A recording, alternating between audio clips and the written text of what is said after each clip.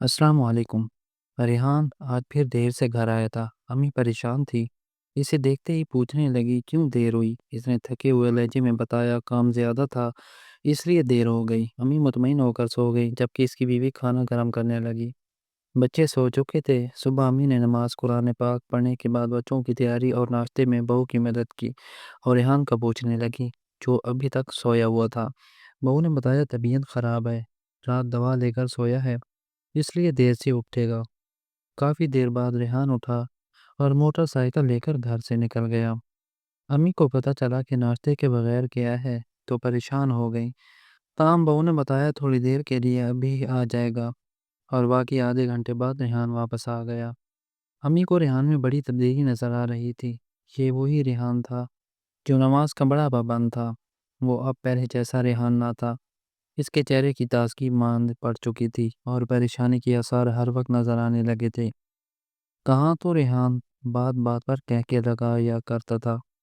कभी फरूट, कभी केक लेकर घर आता और कभी अब खाली परेशान चेहरा लेकर घर आता। ताखीर से आने लगा था। अम्मी ने कई बार पूछा मगर हर बार टाल जाता और काम ज़्यादा का बहाना बनाकर इन्हें इत्मीनान रुलाने की कोशिश करता। मगर अम्मी का दिल कहता है कि कोई बात तो ज़रूर है। एक रात रेहान घर ना आया तो सभी परेशान हो गए। सारी रात रेहान की बीवी और माँ ने परेशानी में गुजारी। फ़ोन करते तो मोबाइल ऑफ मिलता। सुबह हुई तो अम्मी ने दूसरे बेटे दानियाल को बुलाया और रेहान की बात बात पूछा। दानियाल ने जो कुछ बताया इसे सुनकर तो अम्मी को अपने पाँव से ज़मीन निकलती महसूस हुई। रेहान ने 18 माह से दुकान का किराया नहीं दिया था और मालिक दुकान ने 2 लाख एडवांस पैसों में से किराया काट कर इसे फारिग कर दिया था। सोचने वाली बात तो ये थी कि रेहान 18 माह से क्या कर रहा था जो केयर ये अब तक अदा ना कर सका। अम्मी और भाभी की परेशानी देखकर दानियाल रेहान की तलाश में निकला और दोपहर को इसे साथ लेकर घर आ गया। रेहान का चेहरा उतरा हुआ और नज़रें झुकी हुई थी। दानियाल ने जो कुछ बताया वो सब घर वालों के लिए नाकाबिले यकीन था। रेहान जुआ खेलता था और एक बड़ी रकम जुए में हारने की वजह से किराया अदा नहीं कर सका था और अब बेरोजगार बैठा था। अचानक अफ्तादा पड़ने से सभी परेशान थे के दरवाजे पर दस्तक हुई। दानियाल ने दरवाज़ा खोला तो एक आदमी रेहान से अपना 80,000 का कर्ज लेने आया था।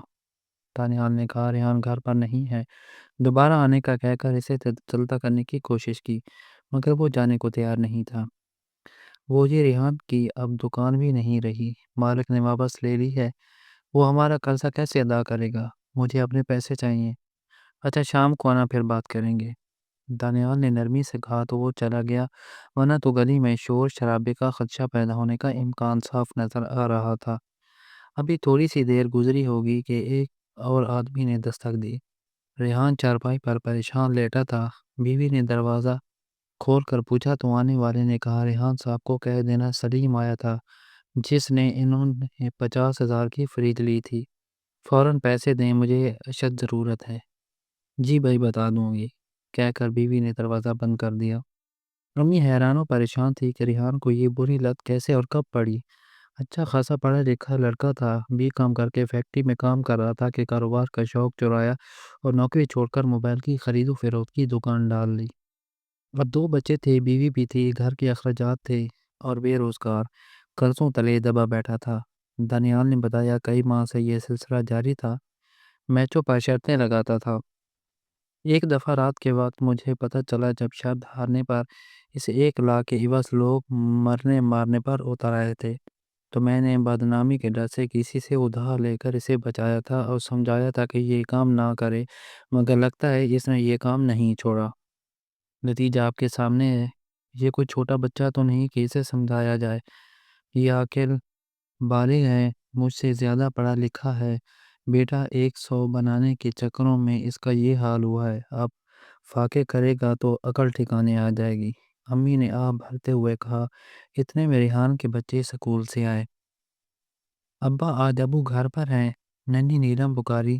ताया अबू भी आए हैं। नन्हा सुलेमान चाचा बच्चे खुश खुश घर में आए थे मगर सबके परेशान चेहरे देखकर परेशान होकर बोले क्या हुआ अम्मी क्या हुआ दादरो। कुछ भी तो नहीं। अम्मी ने आंसू पोंछते हुए कहा अम्मी के 2 बेटे और एक बेटी थी। सब अपने अपने घर बार वाले थे। मियाँ का चंद साल पहले इंतकाल हुआ था। अम्मी कभी रिहान के पास और कभी दानियाल के पास रहती थी। دونوں کے گھر ایک ہی محلے میں تھے۔ دونوں کے بچے اپنی دادی سے بہت پیار کرتے تھے اور انہوں نے کبھی انہیں پریشان اور اداس نہیں دیکھا تھا۔ انہیں روتے ہوئے دیکھ کر وہ بھی پریشان ہو گئے۔ امی ریحان والی دکان اس کے دوست آفتاب نے لے لی ہے۔ دانیال نے دوسرے دن آ کر امی کو بتایا تو پریشانی مزید اضافہ ہوا۔ ریحان کی دکان کارنر پر ایسی جگہ واقع تھی جہاں آمد و رفت زیادہ ہونے کی وجہ سے رش کافی رہتا تھا۔ اس طرح اس کی دکان خوب چلی ہوئی تھی جو اس کی بے وقوفی کی وجہ سے ہاتھ سے جاتی رہی تھی۔ ریحان نے امی کو بتایا کہ سب سے پہلے آفتاب نے ہی اسے مائل کیا تھا کہ میچوں پر شرط لگاتے ہیں، جتنے کی صورت میں لاکھوں کمائے گے اور لاکھوں کمائے بھی، مگر ہوس اتنی بڑی کہ ہر وقت اسی کے بارے میں سوچتا رہتا، یہاں تک کہ کاس لے کر جو کھیلا مگر جوا کسی کا نہ ہوا۔ اس مشغلے نے اس کی خوب بدنامی کرائی اور پیسے کا محتاج کر دیا۔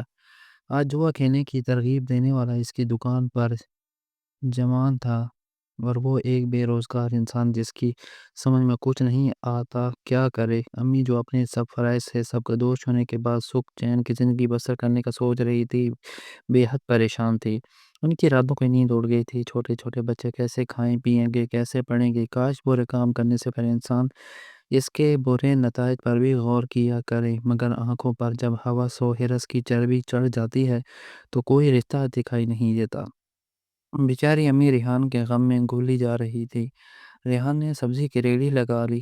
دانیال نے امی کو بتایا تو انہوں نے بے حد دکھ ہوا، مگر سکون کا سانس بھی آیا۔ اس میں حق حلال کی روزی بچوں کو کھلانے کا جذبہ تو پیدا ہوا۔